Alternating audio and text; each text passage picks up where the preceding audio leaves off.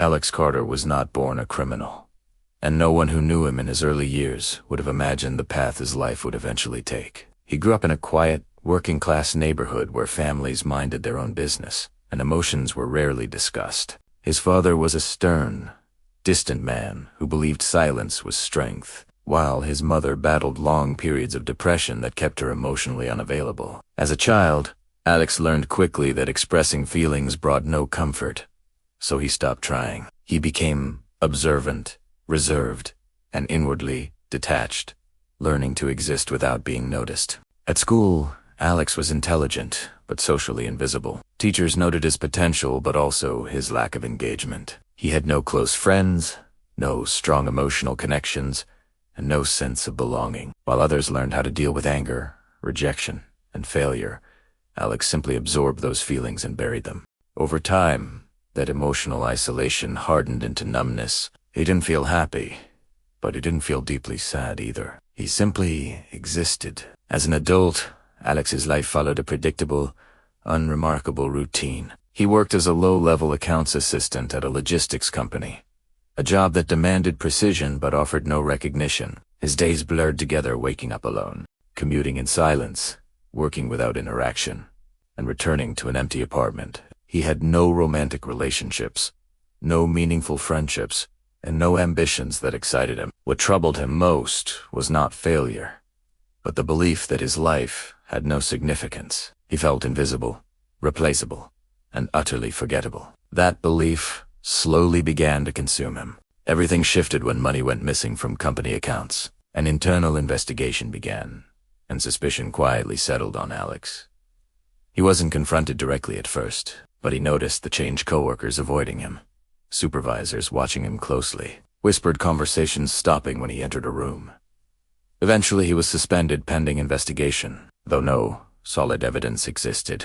Alex felt publicly judged and privately humiliated. When he was later cleared and allowed to return, the damage had already been done. Trust was gone, and so was his fragile sense of dignity.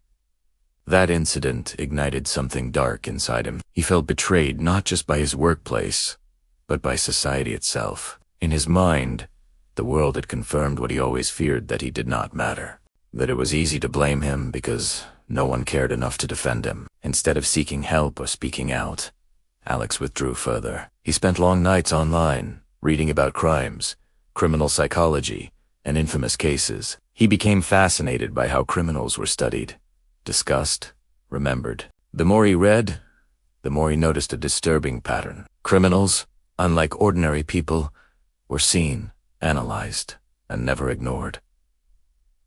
Slowly, a dangerous idea began to form. Attention, even negative attention, felt like proof of existence. Alex did not snap suddenly.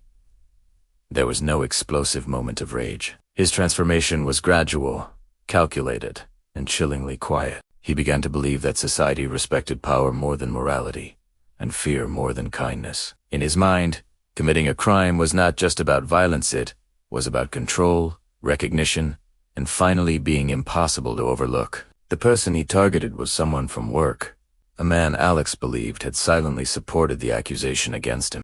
Whether that belief was true or exaggerated no longer mattered. In Alex's mind, the man represented everything that had stripped him of dignity. One evening, after weeks of observation and planning, Alex followed him. The crime was deliberate, disturbingly calm, and emotionally detached. There was no struggle, no shouting, only a controlled act meant to satisfy a deeply rooted need for power and acknowledgement. When the crime was discovered, the town was shaken. The victim was well liked, and the act seemed senseless. Alex, the quiet background figure, was not initially suspected. His ability to blend in, something that had haunted him his entire life, now worked in his favor. For a brief moment, he felt what he had always craved. The crime was everywhere, in conversations, in news reports, online.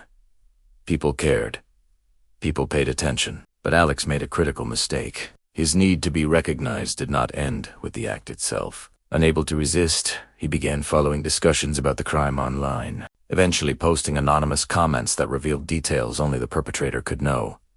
Investigators noticed a digital trail emerged. Combined with inconsistencies in Alex's behavior and statements, Suspicion finally turned toward him. When police arrested Alex Carter, there was no resistance. During interrogation, he spoke calmly, almost academically, describing his actions as if he were narrating someone else's life. He did not express remorse in the way people expected. Instead, he spoke of emptiness, of feeling erased long before the crime ever happened. He admitted that he didn't act purely out of hatred, but out of a desperate desire to feel powerful and visible. One statement stood out to investigators and psychologists alike. Alex said he never truly wanted to kill anyone. He wanted the world to finally acknowledge that he existed. Psychological evaluations later revealed years of emotional neglect, untreated depression, and a growing narcissistic wound formed by lifelong invisibility. Experts concluded that Alex's case demonstrated how isolation, when combined with humiliation and unaddressed mental health issues, can quietly evolve into something catastrophic. He was not driven by chaos, but by silence. Alex Carter was sentenced to life in prison. Ironically, the attention he spent his entire life craving arrived only after he destroyed everything. His story became a case study, a warning that not all criminals appear dangerous, and not all crimes are born from sudden rage. Some are created slowly, in quiet rooms, inside people who feel unseen for far too long.